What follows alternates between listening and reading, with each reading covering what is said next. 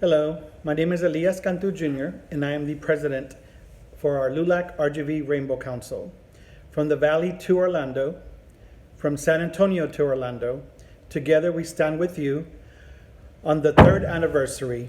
Tonight, our LGBT community has come together in Harlingen, Texas, at Mount Calvary Christian Church to remember the 49 lives that were lost at Pulse Bar.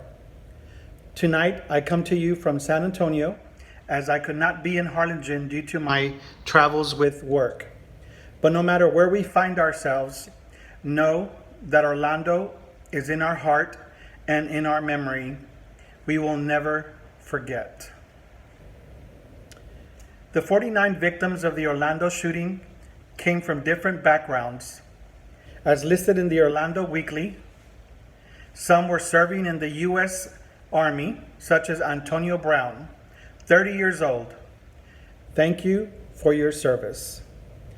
Oscar Montero, 26, was from the Dominican Republic, and he was 1 month away from being reunited with his mother in Tampa. Instead of a family reunion, there was a funeral. Alejandro Barrio Martinez, 21 years old, immigrated from Cuba. He was at Pulse celebrating a new job. Before his life ended, he was able to send texts to his partner to tell him he loved him and that he didn't know if he would get out alive. Martin Benitez Torres, 33 years old, was originally from San Juan, Puerto Rico. He was studying to be a pharmacy tech. His Facebook cover photo had a quote in Spanish: "If God takes away my eyesight, it is because I've been allowed to see everything that is beautiful in the world." Frank Hernandez Escalante, 27 years old. He was from Texas. On his left bicep, he had a tattoo that read, "Love has no gender." He was at Pulse with his longtime boyfriend, Brett Rigas. Rigas escaped with his life, but Escalante did not. Eddie Jamelroy Justice, 30 years old. His friends knew him as Byron Banks.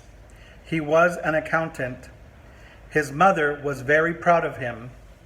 She said he drove a Mercedes, owned a business, and lived in a high-rise in downtown Orlando, in a sky house, just like the Jeffersons.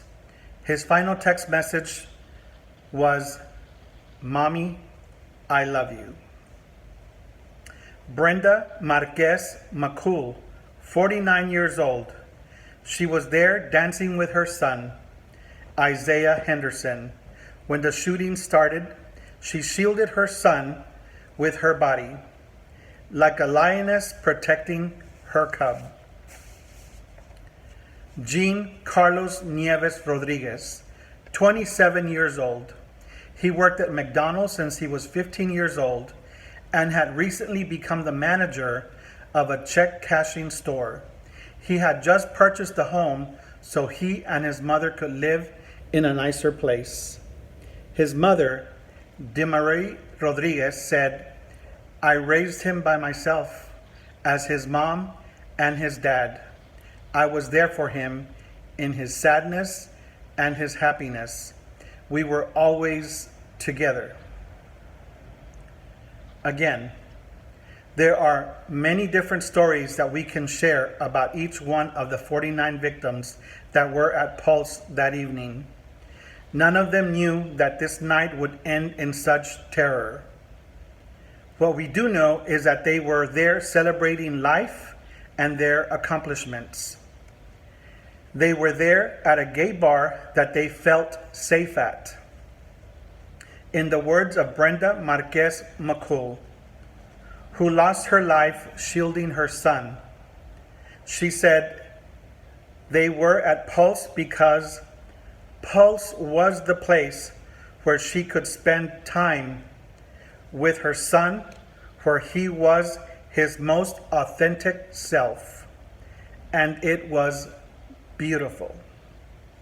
And that is how we want to remember each one of the Pulse victims. We want to remember them for their life, for their accomplishments, and for the love that they had for one another as a mother, as a son, as a brother, as a sister, as a community. We come together from Harlingen, Texas, and from San Antonio, Texas, to stand with Orlando. May God bless you.